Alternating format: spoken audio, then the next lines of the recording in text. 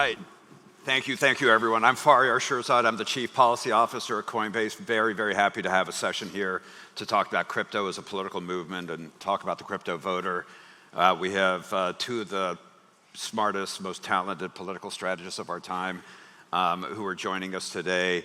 Chris LaCivita, who was the co-manager of the Trump presidential campaign, and David Plouffe, who was the senior advisor and essentially ran the Kamala Harris campaign, and both of whom, and David was just announced this morning as a member of our Global Advisory Council, so welcome to the stage. So crypto emerged as a giant political movement in the 2024 election. It kind of came out of nowhere as far as most pundits, the press, and others understood, and yet it became a central issue for the president's campaign, Chris. So how did that happen? Talk about how you guys thought about it. We obviously came to the campaign, presented data. We had conviction there was a crypto voter there, but the fact that it resonated with you, could you talk about that process? You know, I remember we had a first meeting with some folks over in Trump Tower.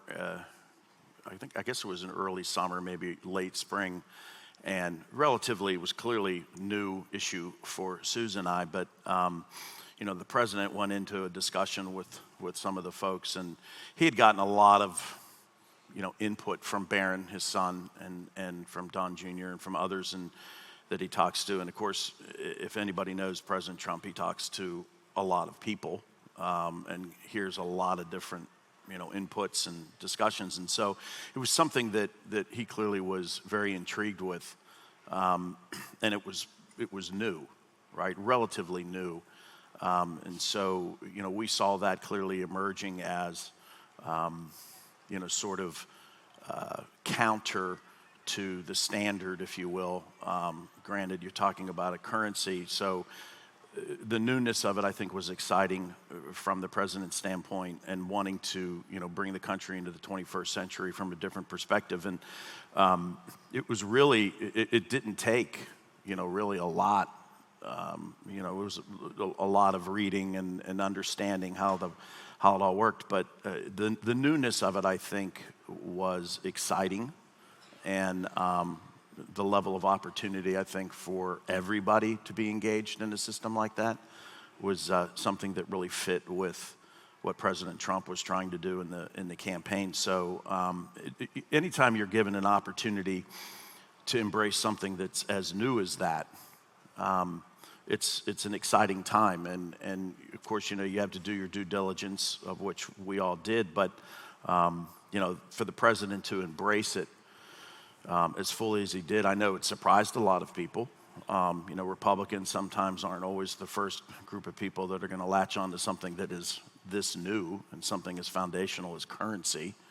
But really embraced it and decided that we were going to plant our flag on that issue, and we were going to, and clearly it was an opportunity for us to engage with a portion of the electorate that represented a wide swath of the American voters who may not have been as actively engaged in the past. And so, when was the last time that anything regarding a currency, if you will, was an issue in a campaign? So this was, it was a great opportunity, and it was very obviously forward-looking, which really fit with what the president wanted to, where he wanted to take the country, and embracing things that are new. Which may not always fit into the construct of a political campaign, because what you don't want to have to do in a political campaign is be explaining, right? And but we looked at it more as an opportunity and to reach a wider swath of voters, and maybe ones that were a little outside of the Republican box, if you will. And so and again, all campaigns and all elections are about addition. They're not about subtraction. And this is clearly one of those areas where we could add on. David, you guys on the Harris campaign had about 100 days to build and run a national campaign. Crypto actually loomed large. To the credit of you and the Harris campaign, there was a lot of back and forth. We were able to present our data to you. And had really good dialogue. The vice president made a number of efforts to kind of address the crypto issue within certain guardrails. Can you talk about how crypto kind of figured in a national campaign at the time? We would have liked to have a few more days, that's true, generally. It's actually interesting at the Canada level because, President Trump had been a skeptic, I think that's fair to say, and then became a huge supporter and booster. Kamala Harris, I think, much more friendly, talking about the, national security and economic necessity of America leading on digital assets, crypto, quantum, AI, set of technology innovations. But obviously the Biden administration, I think, had been seen by a lot of people as hostile. And so, but I think backing up from the data, which you were great to share with both campaigns, and I've been able to see some of the data in the last 24 hours since the election, it's just important to understand that, the folks who own crypto, are pretty politically competitive. I think Democrats need to understand, though, they still lean Democratic. It's an opportunity. These are not, MAGA voters. They are swing voters, lean a little Democratic, certainly lean a lot younger, number one. Number two, in an election where, and COVID's the big reason we had astronomically high turnout in 20. Turnout was down a little bit in 24. But amongst people who consider themselves crypto advocates, actually a pretty significant increase. So to Chris's point, you saw people who might not have been engaged in politics, even at the voting level, getting engaged. And I think what is interesting about crypto enthusiasts is, or crypto hodlers generally, when you combine scale, which you have now, and it's going to continue to grow, with passion, then that becomes politically powerful. Now it's important to understand that someone who holds crypto or stablecoin, that might not be the most important issue to them voting. It could be prices, it could be healthcare, it could be foreign policy. But it's part of the equation. And then, of course, there's going to be a subset of them who actually care deeply about this. And the other thing I think I'd remark on, and I certainly spent some time with this myself when you guys began to release your voter guide through Coinbase. And so people in congressional district, in states, nationally, were able to access what candidates had said. Super powerful. Again, when you have passion and scale, and when you've got customers who say, I actually care about what a candidate for X office thinks about this, what have they said about that? And I think that's one of the reasons you're starting to see, I think, more fulsome bipartisan support for a way forward here. And then I think the next chapter will be, which when you look at kind of new entrants, you're never done the negotiation with government. You're never done with the storytelling about, because I think right now it kind of reminds me when I used to work at Uber, it was kind of in the beginning, it was, are you for ride sharing or not? And for a while, I think the debate has been pretty simplistic, not for anybody in this room, but publicly, are you for crypto or not? And I think what will deepen over time is why. What are the benefits economically, societally, from a national security standpoint, from an economic competitiveness standpoint? And I think that will really help, I think, greatly to both educate policymakers, but also the public. Yeah. I mean, the three of us talked about this backstage, but I can't think of an issue where a voter bloc emerged out of nowhere and became a meaningful force politically in a election cycle on such a short timeline. I think in many ways it's unprecedented. The guy who actually deserves all the credit for this is Brian Armstrong, who had the conviction that there is a crypto voter out there. And I remember he and I talked about this 4 years ago. Ultimately, when we helped create the independent organization Stand With Crypto, we began to see it in a way actually that surprised me to the upside. In the 3 or 4 weeks before the vote on the big Fit 21 legislation last year, we had about 400,000 people sign up as advocates in just a matter of a few weeks. So there was something there that even surprised us. But kind of give me your thoughts about kind of the uniqueness of the moment. Ride sharing is an issue. There are a lot of sort of issues that come up, but the sense of community that crypto has, is that unusual, or what's your take on it? Yeah, I think it's highly unusual, both in terms of the intensity and the passion, but also the scale. And I think, to begin to utilize some of the leverage you have to get folks engaged in the political process. So one way to think about it is, there's a percentage of the American people that spends a lot of time consuming political news about government, highly informed, and there's a big percentage of people that don't. And so if you're a politician running for office, the ability to talk to folks who may be crypto enthusiasts who aren't sure whether they're going to participate, maybe they haven't participated before, Crypto may be the entrance, but then you can talk about your economic plans beyond that, whether they be education, healthcare, pick the issue. So I think that it's quite unusual. And listen, obviously Coinbase as a company and the sector generally is on a growth journey. So every election cycle, 26, 28, 30, 32 here in the US, you can say the same outside of the US, you're gonna have a higher percentage of the electorate who are part of the crypto community. And some of them will be casual in that relationship, others will become more advocates and enthusiasts. And so I think that's the thing I think that's really important is the numbers will continue to grow, the sophistication will continue to grow, and this is a really important segment of the electorate. And I do think younger voters in America right now are much more competitive politically than they've been previously. And so you have to look at younger voters. And again, there's people who are 105 who own crypto, but they overperform at the under 40 level. And that is a politically competitive group. And they need to be treated as swing voters. And crypto isn't the only way into it, but it's an important lever, I think. So, but again, I think that sense of continuing to scale, so you've got growth, you've got numbers. Think about it, particularly in an off-year election where turnout comes way down. You're gonna have at least half the electorate, probably, or close to it, holding crypto and stablecoins. So mathematically, that gets super interesting. We had done an awful lot of analysis and studying of the crypto voter, and the one thing that we found was that it crosses so many different socioeconomic areas, and truly was a block of voters that were up for grabs. And so when you have that level of innovation, and politics is about, campaigns are about addition, not subtraction.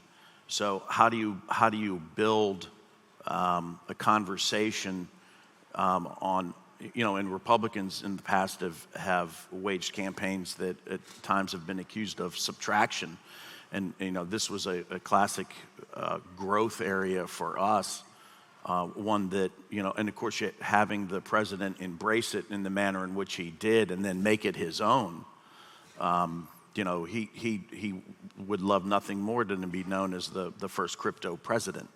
And so that enthusiasm and then, the attention to the detail, I think you guys have done a great job in terms of educating, the American public, but, we're still in the infancy, and you're a force that had an impact in the presidential campaign in the infancy of the movement. So, but again, knowing that politics is about addition and not subtraction, finding those areas that you can build common ground on and provide a system. And again, we looked at it from a lot of different perspectives, but demographically, we saw it as a great opportunity, to engage people that may not necessarily feel engaged, on a larger economic level. You're talking with African American voters. You're talking about younger voters.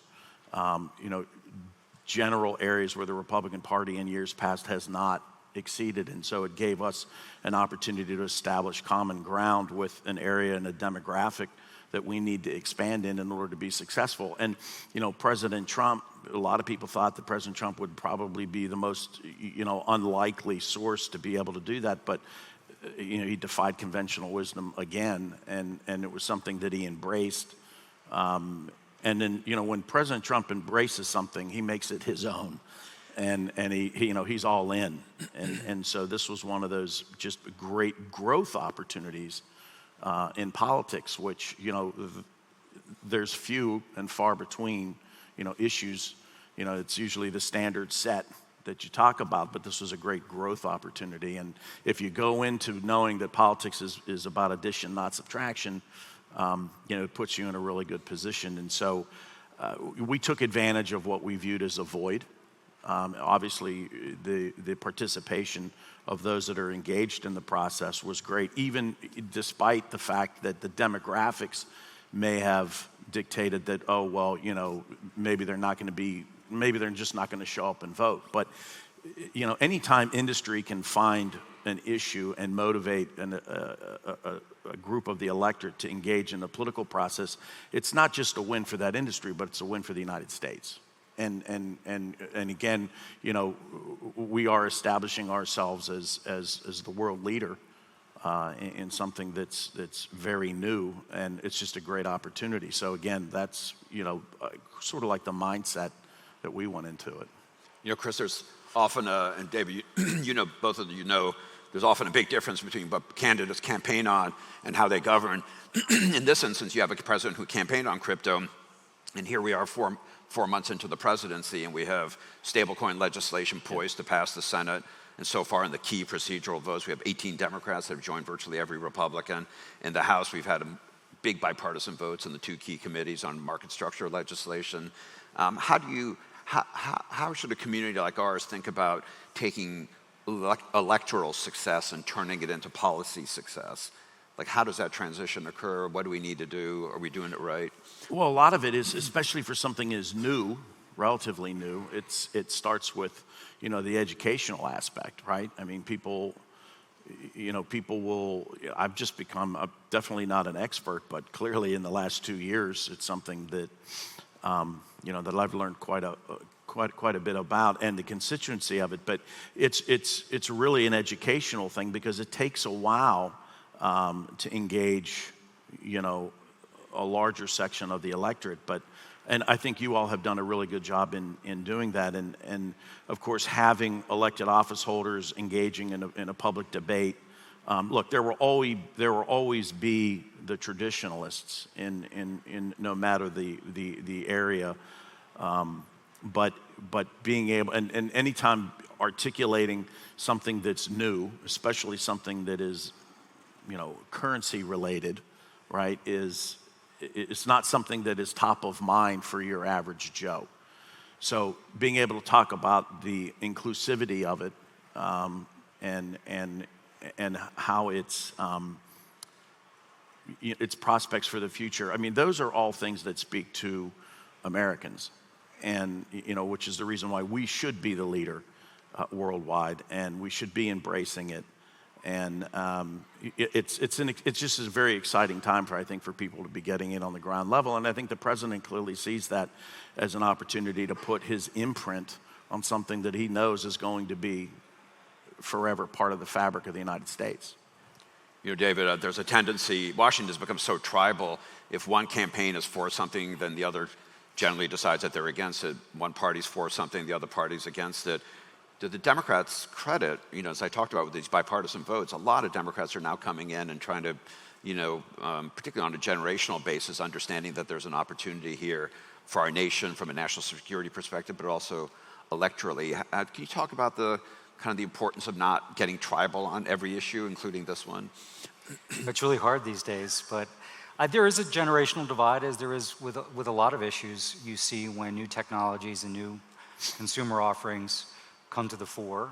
Folks who have experience themselves utilizing it, you know, tend to be much more supportive, and also much more, I think, constructive in problem solving around how are we going to enable this. Because what history shows us is when a new entrant, a new piece of technology comes in, a lot of times the first reaction, and this is bipartisan, will be, well, our current laws or our current regulations don't account for this.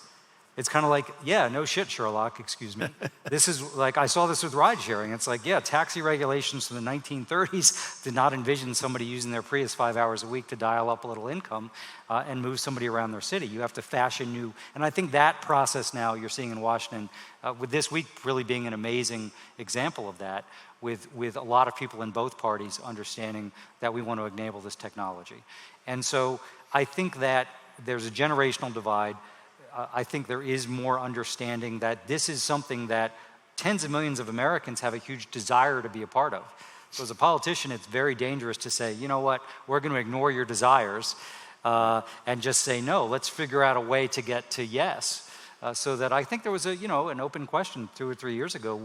Would crypto and blockchain even, is this going to be something that doesn't flourish here? Is this going to be something that flourishes elsewhere? And obviously, every country is investing in this. But I think now we have an opportunity, and it's essential, whether it's AI, whether it's quantum, whether it's crypto, whether it's blockchain. If we are not at the lead here as a country, we're not going to like the outcome on the other side of that.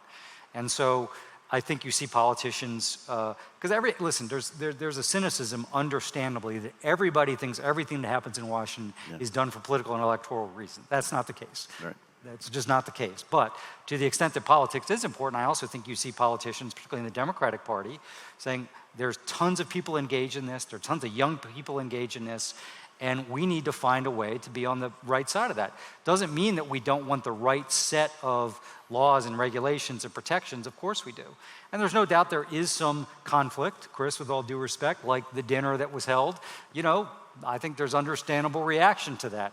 That can complicate things. But what's interesting is even some of the folks in Capitol Hill on the Democratic side who had been most hostile to crypto 2-3 years ago were saying, we like the elements of what's in a lot of this legislation. So you got a bunch of Democrats voting for it, and you've got a bunch of Democrats saying, well, we may have some issues we've got to iron out, but generally like the direction of this. So again, your previous question about, it's quite unusual to have something move this quickly in this bipartisan a way. And so then I think that historically, I can't think of anything at a national level like it, certainly in the last generation. Yeah. All right, we have 4 minutes. I'm going to ask a gigantic, impossible question, not related to crypto, but I can't help it with you guys on the stage here. So who's winning in Washington, Democrats or Republicans? Who looks well positioned for the 26th cycle? David, do you want to tell us? Well, listen, my view is in any democracy, and I hope we stay on the high side of most countries being democracies, anybody that gets in power is on probation right away.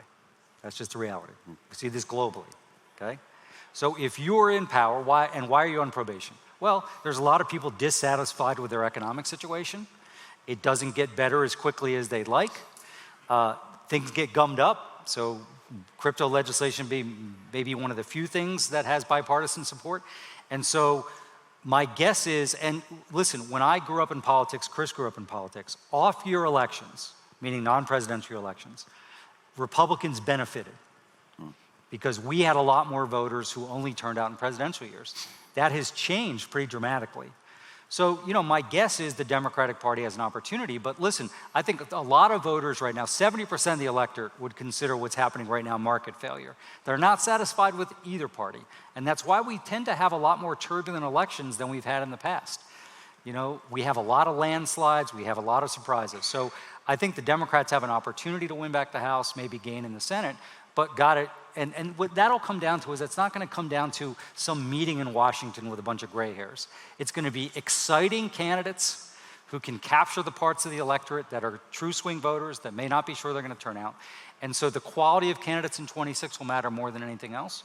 But my sense is right now the Democratic Party has a lot of work to do on its brand. But I think that's going to come from the people who run and from the grassroots together. But that's the important thing to understand. You get the baton of leadership right now, whether you're in Europe, you're in a South American country, here in the United States, and you're immediately on probation with voters.